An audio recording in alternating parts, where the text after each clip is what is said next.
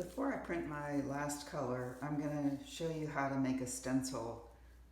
A stencil is used when you are working with a kind of certain color range, but you may want a little section to be a different color, and you've already made some decisions that mean that you wouldn't want to cut all this away in order to just print that one little area with color. So I'm going to create what we're going to be calling a stencil. The stencil I'm going to make is what's called a keyhole stencil, so it's going to be just a little section that's cut out of a larger piece of paper. The first thing that I need to do is go back to my original tracing and make sure that I have the shape that I want very clearly delineated on my tracing. So I'm just going to go back with a pencil and make sure I know exactly where I want this shape to be.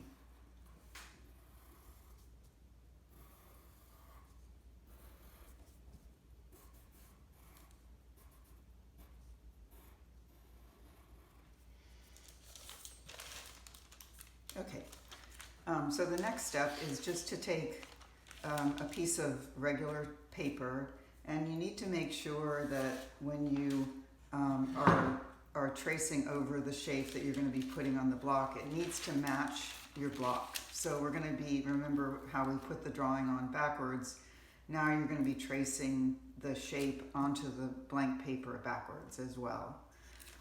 So all I'm doing is I'm taking the tracing, I'm laying it down on a piece of plain white paper, and I'm putting my graphite paper underneath the tracing again.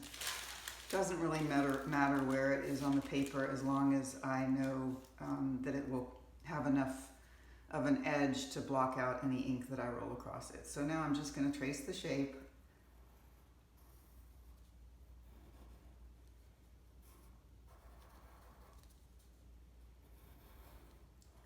The edge doesn't really matter since it goes off the edge of the paper, or since it goes off the edge of the block. So we're just going to let it go beyond. Okay, so this is what I'm going to be cutting out. So using an X-Acto knife or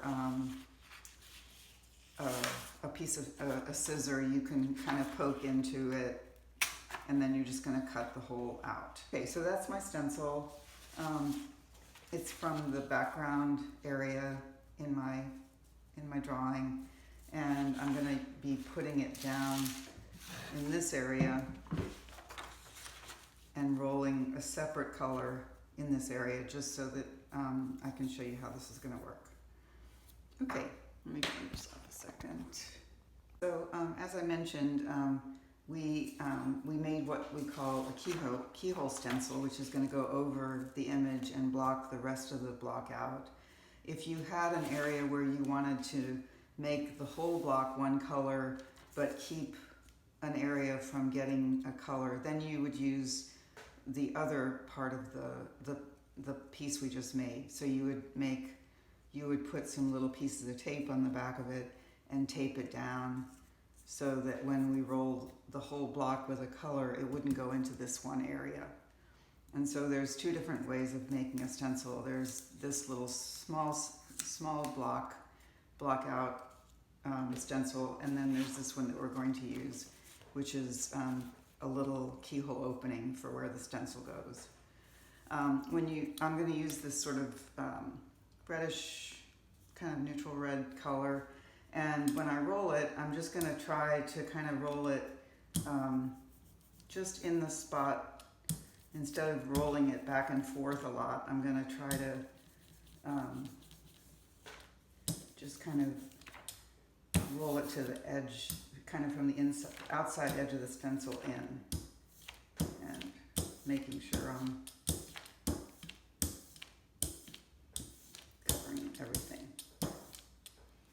Okay, and so then you just move your stencil out of the way and take one of your prints, put it down on the pins like you would always do, and then just work that area with a burnisher.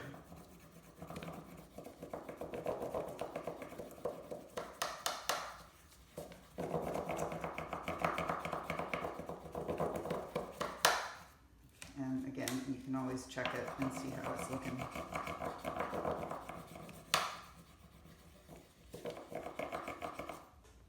Okay, and so there you go. We've got this one little section in the back that's just a little bit lighter.